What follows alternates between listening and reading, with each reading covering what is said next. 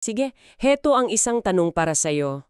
Kung may hawak kang isang impormasyon na kayang yumanig sa buong gobyerno, pero alam mong delikado, posibleng ikamatay mo pa nga, anong gagawin mo? Itatago mo o isusugal mo ang lahat? Ang hirap sagutin yan. Kasi yan mismo yung sitwasyon ni Congressman Ralph Leviste. At ang utos niya, hindi biro. Sabi niya, ilabas lang ang hawak niyang Cabral files kapag pumanaw na siya. Grabe. Pag ganyan na yung habilin, alam mo nang hindi lang to basta dokumento. Exactly. Kaya sa pagtalakay natin na yon, bubuksan natin yung kahon na yan. Aalamin natin ano ba talaga ang laman ng Cabral files, bakit ito ganun kahalaga, at ano bang sinasabi nito tungkol sa bilyon-bilyong pisong pondo sa DPW. Ang source natin, isang panayam mismo sa kongresistang may hawak ng susi. At mahalagang maintindihan mo kung bakit ito importante sa'yo. Kasi ang ugat ng lahat ng ito ay ang pambansang budget. Pera mo, pera nating lahat. Tama. Partikular, yung pondo para sa Department of Public Works and Highways. Isa yan sa may pinakamalaking slice ng budget taon-taon. Di ba?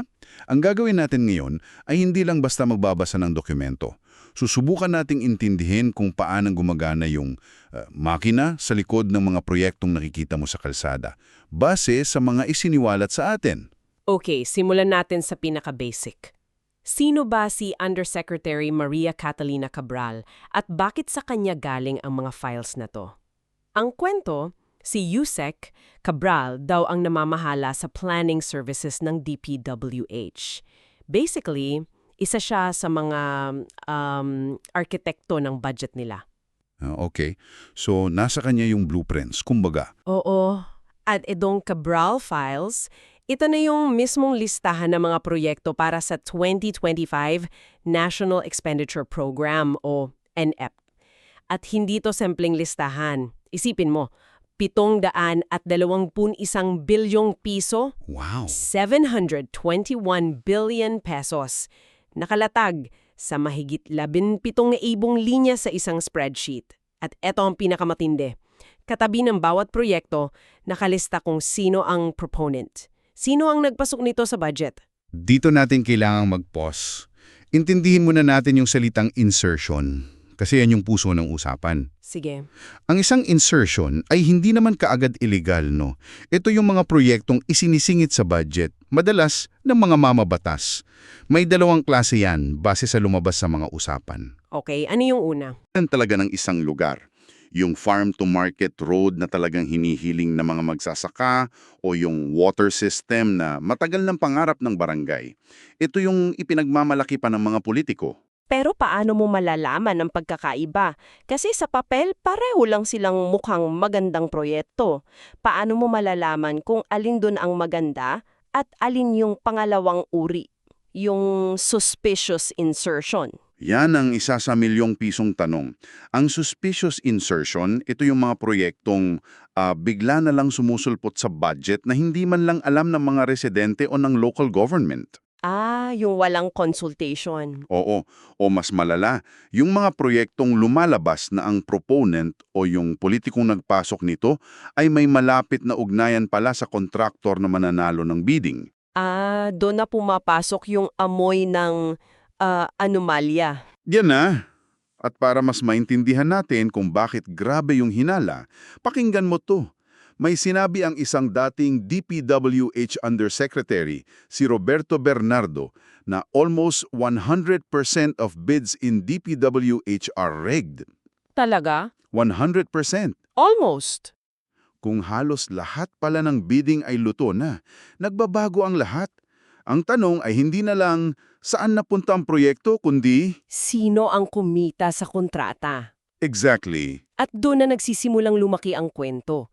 Kasi kung titingnan daw ang Cabral files, hindi lang mga kongresista at senador ang nasa listahan ng proponents. Nakakagulat.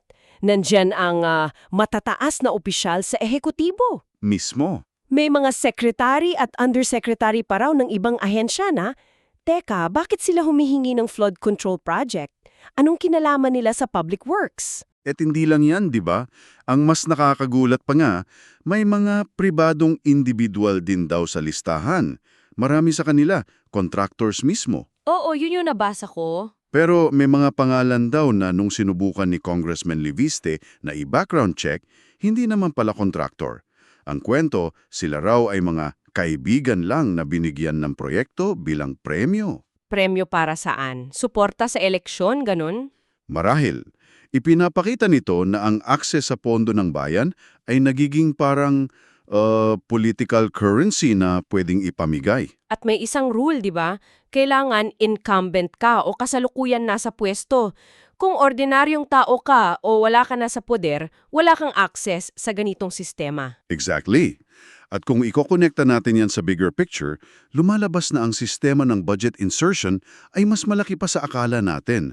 Hindi lang ito laro ng mga mamabatas. Parang lahat na lang. Parang halos sino mang may kapangyarihan sa gobyerno pwedeng umumirit o humingi ang proyekto. Dito pumapasok yung isang nakakaintrigang konsepto, ang Leadership Fund. Ano yan? May mga proyekto raw sa files na hindi nakapangalan sa isang tao. Ang proponent naka-codename, Leadership. Parang placeholder. Ang hinala, ito yung mga dambuhalang pondo na pinaghahatian ng mga nasa itaas at ipinapasa sa mga pinapaborang kontraktor. At dito siguro pumapasok yung panganib na sinasabi natin sa simula. Kasi kapag codename na ang gamit, mas mahirap nang ituro kung sinong nasa likod nito. Mas delikado. At mas delikado para sa sino mang susubok magsiwalat. Teka, parang ang gulo. Akala ko isang Cabral files lang ang pinag-uusapan natin. Bakit may lumabas na pangalawang listahan? Ano yung Zaldico files? Magandang tanong yan. Para hindi ka malito, isipin mo yung national budget na parang pagluluto ng adobo. Ang NEP, yung Cabral Files, yan yung listahan ng mga sangkap na galing sa Malacanang. Okay, yung unang draft. Yun, yung unang-unang draft. Pero pagdating sa Kongreso, may dalawang chief, ang Senado at Kamara, na magdi-decide kung tama na ang timpla. Dito papasok yung pangalawang listahan, ang Zaldico Files, na naglalaman ng mga BICAM insertions. Yung sa bicameral conference? Oo, ang BICAM insertion ay yung huling sandok ng toyo o suka na idinadagdag nila bago ito ihain o maging batas. Itong mga ito, idinagdag sa huli on top of everything else. So, dagdag pa pala yun. Para mas klaro, may konkretong halimbawa na binigay si Congressman Leviste, no? Meron. Sa distrito niya mismo sa Batangas, may biglang sumulpot na 1 bilyong pisong slope protection project galing sa listahan ng Zaldico. 1 billion. Oo, ang nakakaloka, yung proyekto ay nasa isang private property kung saan ilan lang ang nakatira at hindi man lang to ni-request ng barangay. So, on top of projects pa.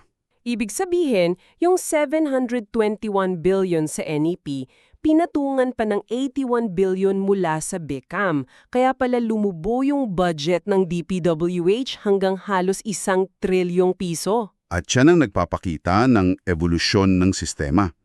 This raises an important question, paano tayo umabot dito? Nag-a-adapt kasi ang sistema para makaiwas sa batas. Naaalala mo yung Belgica ruling ng Korte Suprema? Oo, yung nagdeklarang unconstitutional sa PDAF or pork barrel. Yun. Ang sistema noon ay post-enactment.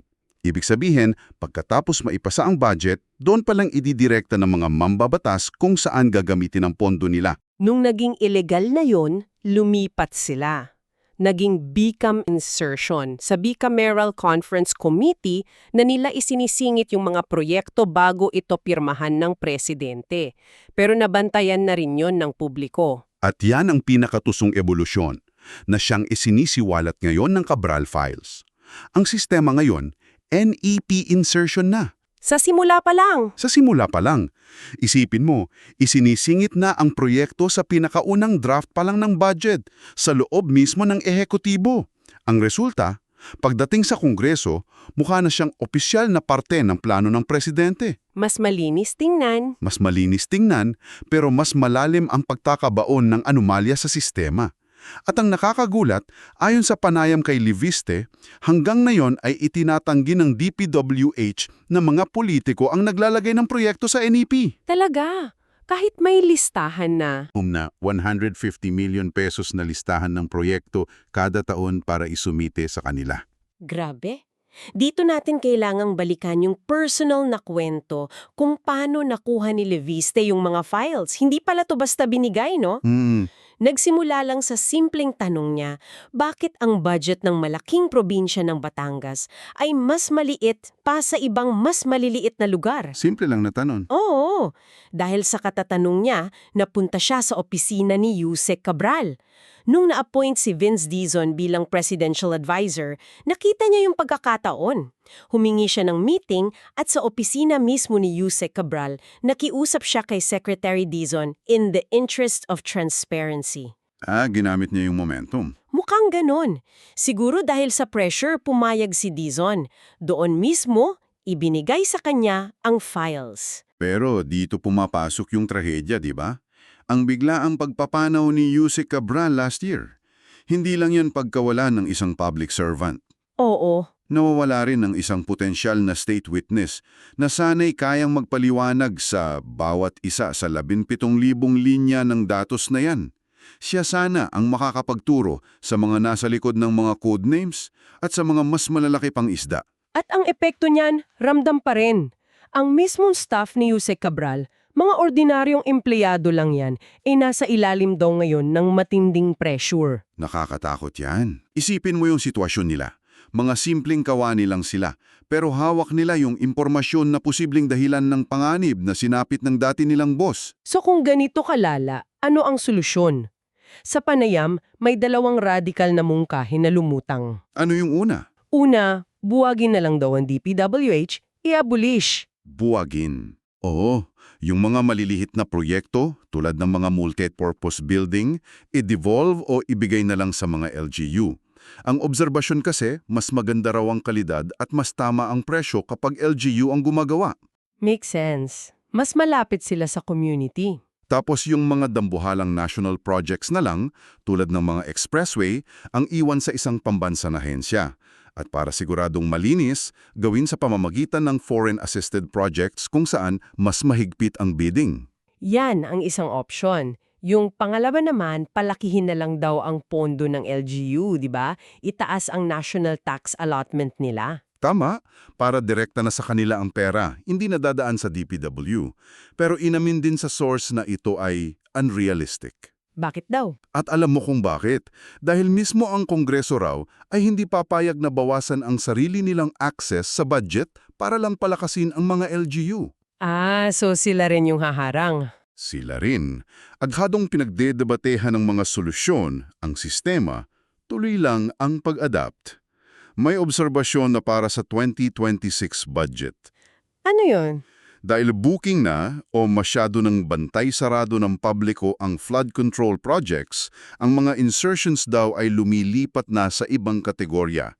Ang tinitingnan ngayon ay farm-to-market roads at yung medical assistance to indigent patients o MAIP. Naghahanap sila ng ibang butas? At may isa pang item na dapat daw bantayan, ang asphalt overlay.